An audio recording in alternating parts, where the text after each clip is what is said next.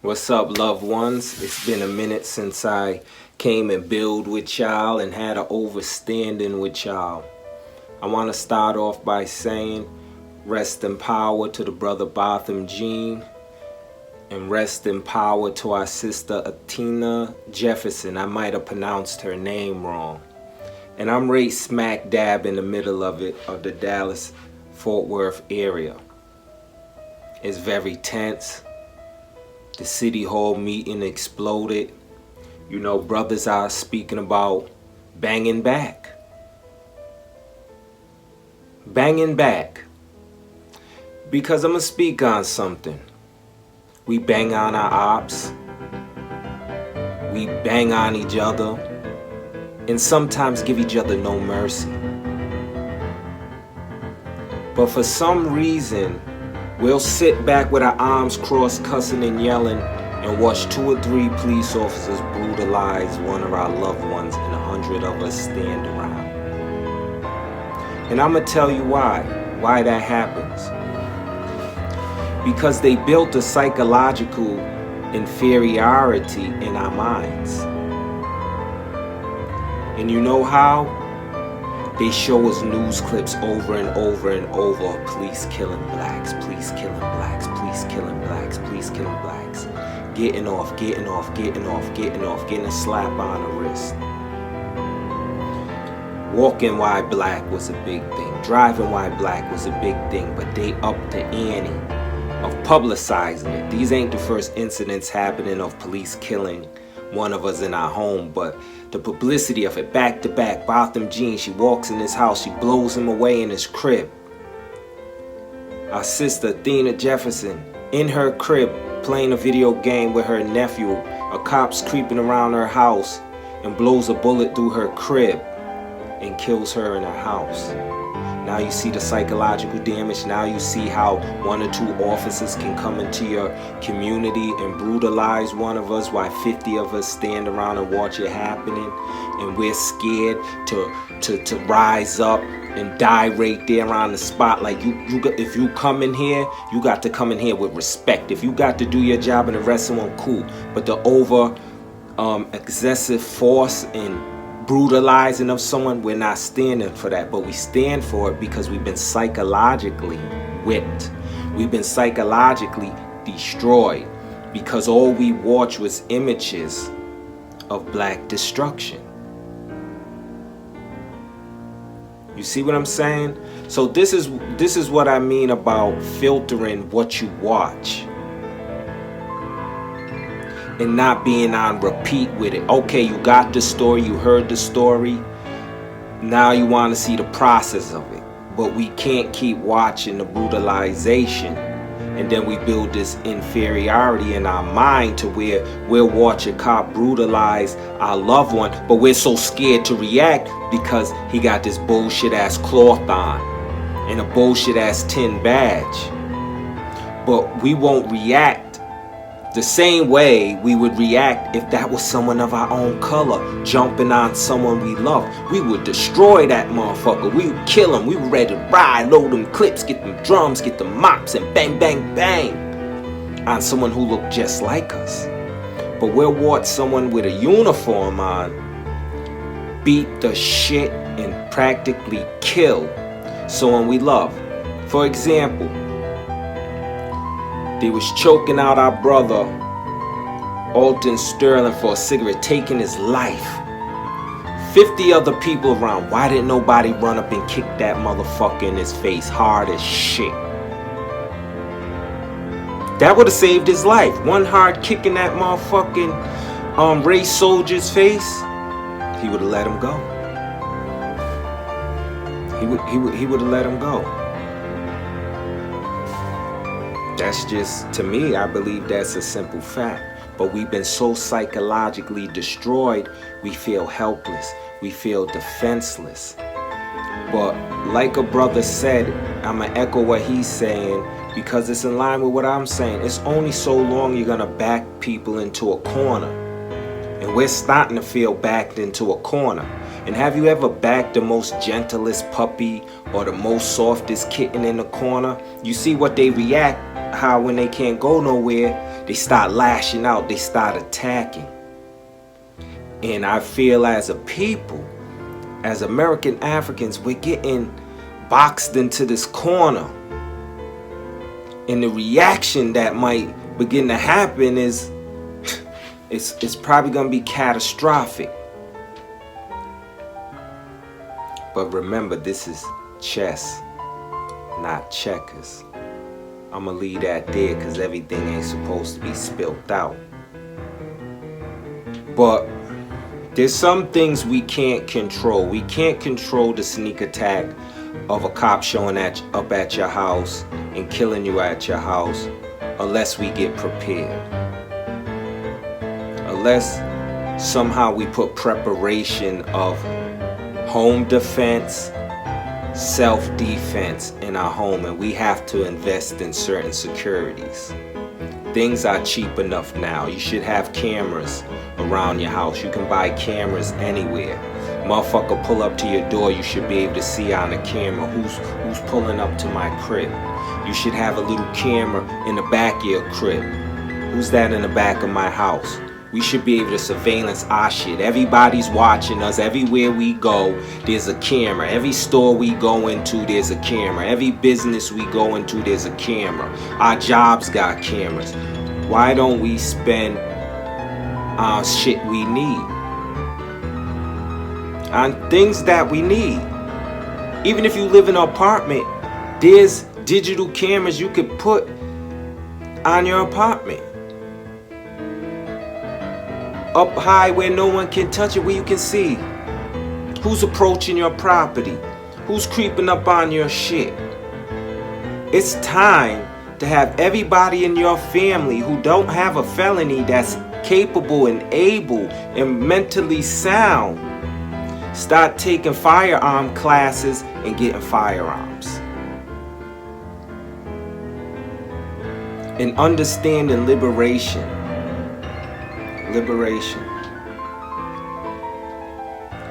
Now, there are encounters that we encounter the police that go wrong, and we gotta teach our kids how to handle those encounters. And don't let the streets put a battery in your kid's back to get killed. Because the other kids trying to teach your kids don't know no better. You got to know when the odds are against you and how to operate within that system. I'm not alive because I was the toughest, roughest, best fighting ass motherfucker. I was good, I could defend myself. Believe that. You know what I'm saying? Just off topic, I'm trying to think of a fight I lost. I can't think of one. So I'm not speaking to you as a coward. I'm speaking to you as a thinker who didn't allow people to put a battery in my back. And what I mean is sometimes the cops are gonna approach you, and they're gonna approach you foul sometimes. You know why? Because they want you to jump off the ledge. They want to bust your head wide open with that 15-pound flashlight. They want to put a couple of bullets in you. And you got to know how to make it home, how to live. I had a woman officer. I encountered plenty of police in my life, from Rhode Island to Connecticut to New York to Texas. And I met a lot of arrogant ones. As a kid, I'm lucky to be here because I was a motherfucking fool. I was a fool. That's why I say guardian angels bless me. I don't know if my good deeds, the tithes I give out, but some of the things I did and what I'm seeing on the news, my ass would have been smoked if I didn't have them guardian angels. But as I got a little older, I got wiser. They approach you foul, don't lose your cool. What you doing around here? What's up? They're trying to trigger you. No, sir, I'm just going here. Keep your hands cool. No sudden moves. Is it okay, officer, I reach for my wallet? Is it okay, officer, I go in my glove department? Okay, officer, it's cool, I fix my jacket or something? Can I know why you're stopping me? Are you detaining me, officer? Am I free to go? It's all about your tone and your mannerism. It's not about being a sucker and a coward. It's about sometimes understanding what you're up against.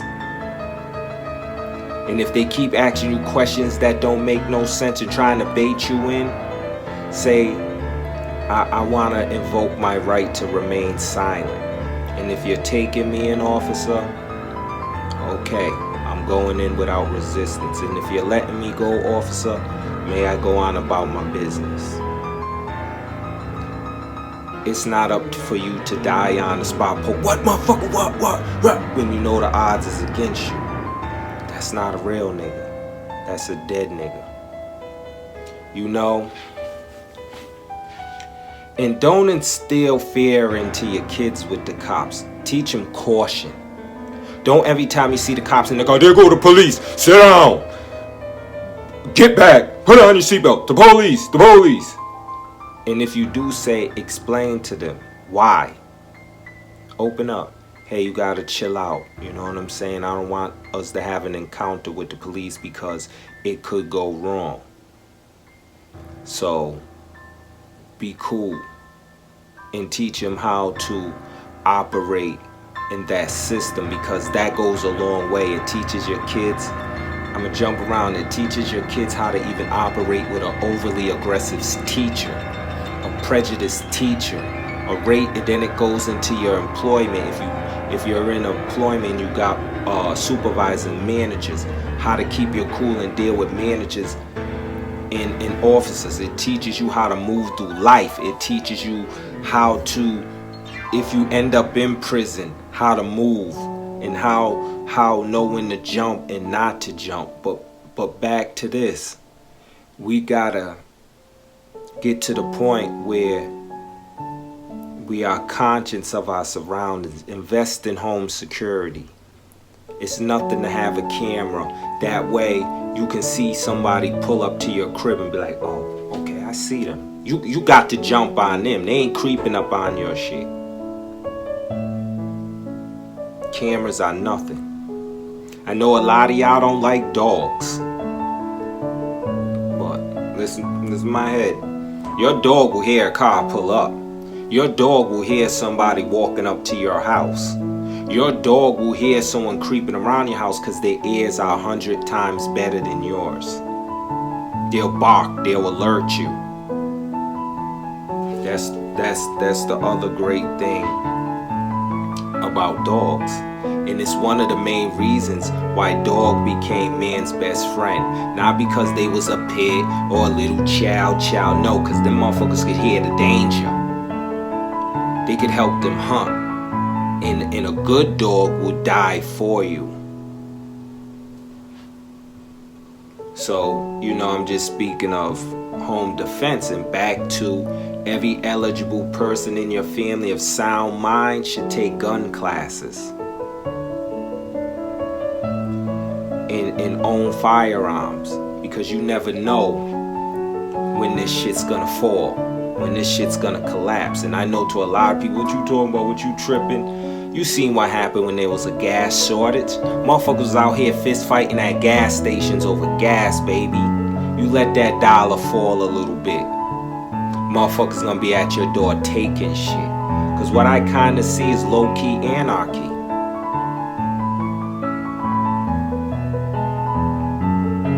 And another thing I wanna say to blacks in the diaspora, meaning everybody who claims to came here through slavery and those who claim to already been here before the Atlantic slave trade. What you seen with the brother Botham that was killed in Dallas, he wasn't American African.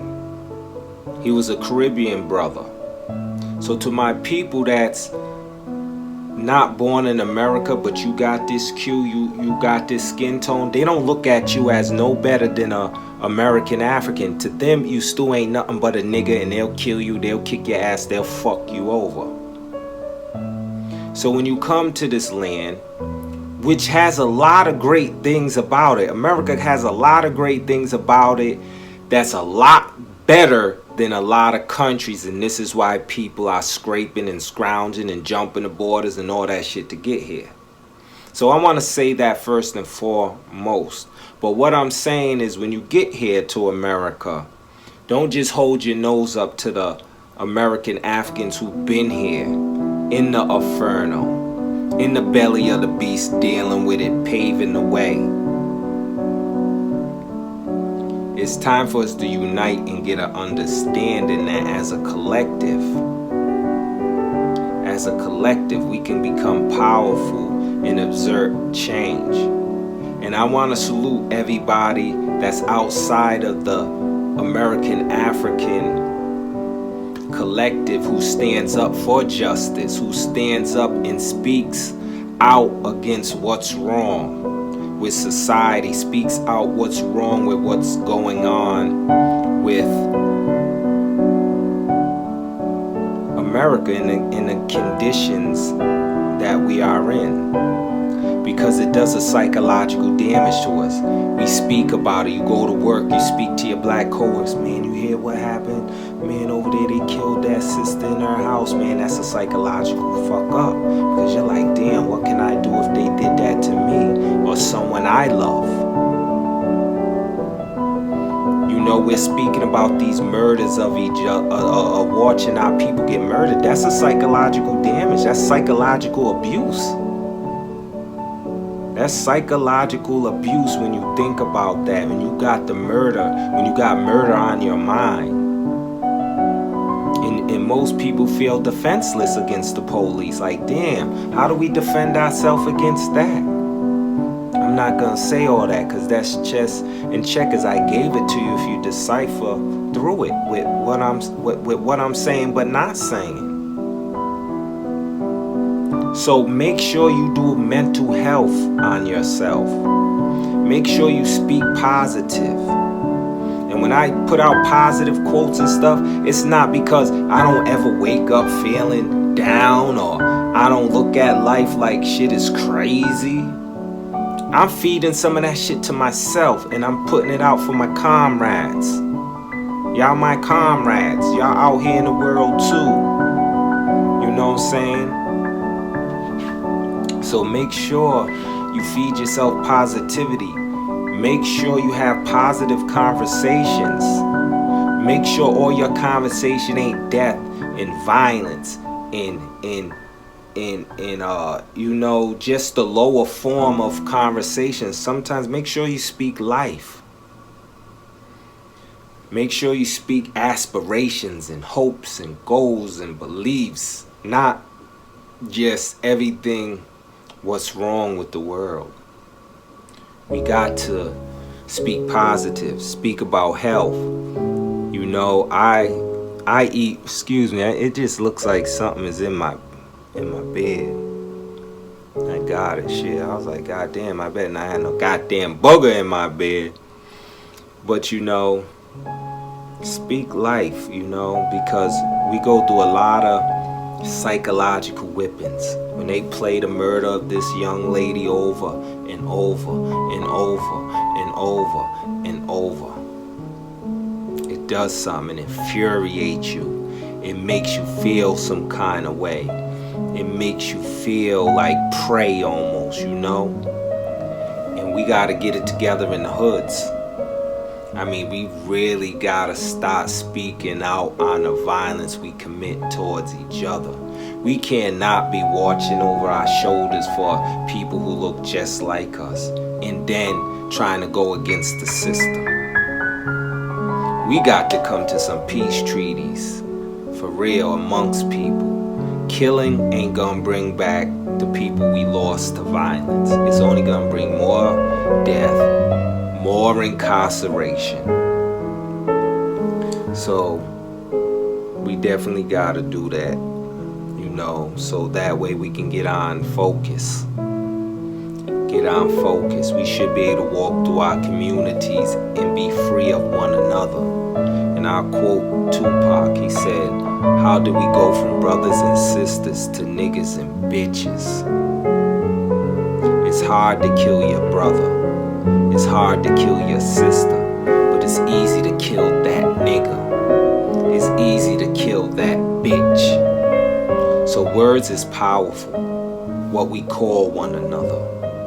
If I call you my brother, how is it hard for me to fuck you over if I consider you my brother? How is it hard to shit on you if I consider you my sister?